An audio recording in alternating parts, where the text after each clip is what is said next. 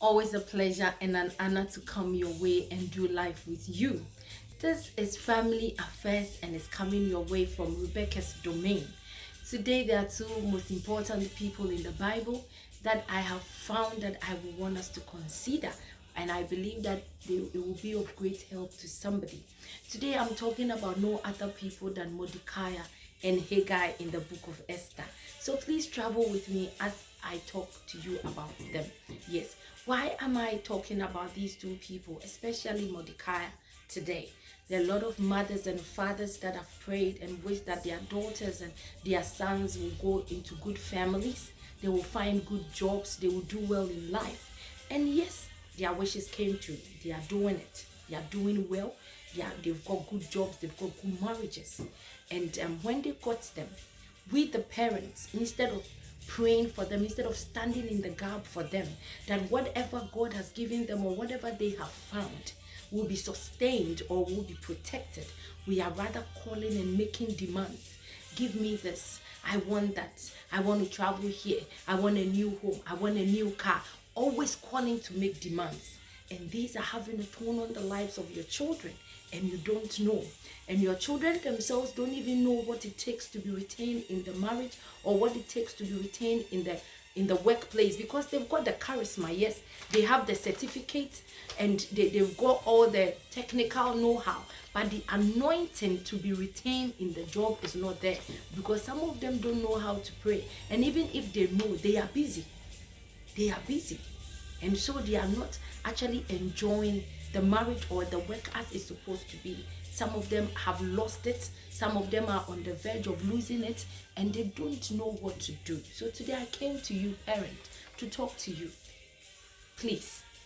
Mordecai in the book of Esther.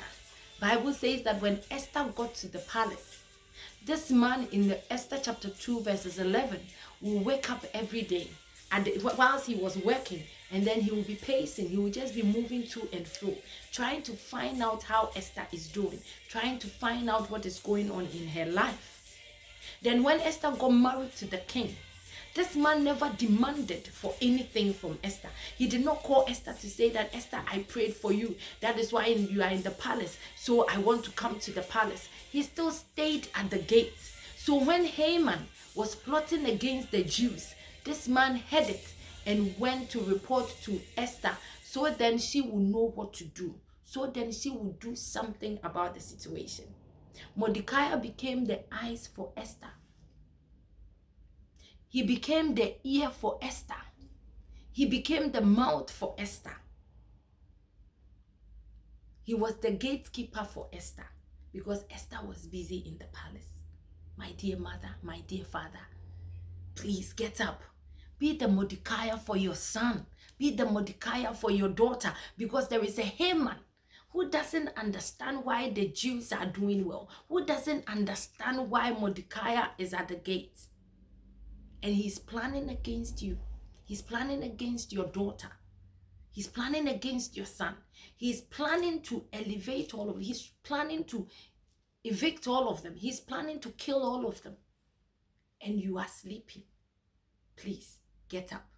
And my dear, you that is in the palace, you that have found a good job, if your mother is not there, if your father is not there, you can be a Mordecai yourself. You can teach yourself to pray. You can teach yourself to stand in the gap for yourself until you find somebody who will be your Mordecai. Then, you that have entered the palace, you got the good job because of the position. You have the authority to dismiss people. And you are eyeing certain people that were closer to the CEO or that have worked in the company for a very long time. You are dismissing them because you think that they are nuisance to the organization. You don't like them and you're taking them out. My dear, these people are holding your blessings. These people know the nitty-gritties of the organization. They know what it takes to be in that organization. Esther got to the palace and found favor in the sight of Haggai, because of her humility, because she was prepared to learn. You have entered the palace. You are married now. You got there. Your husband had a house help already. Yes, you can cook. Yes, you can wash your husband's stuff. You know what to do. But please, give yourself time. Learn from this lady who has been in the house. Ask her questions. Learn something. Be ready to learn. You met your husband's cousin in the house. Don't just take her out. No. Find a nice way. Know how to treat people in the palace, because those people are the carriers of your blessing. For you to be retained in the palace, it will be dependent on them. If you're going to go out, it will be dependent on them. So yes, these are the two people I came to talk to you about.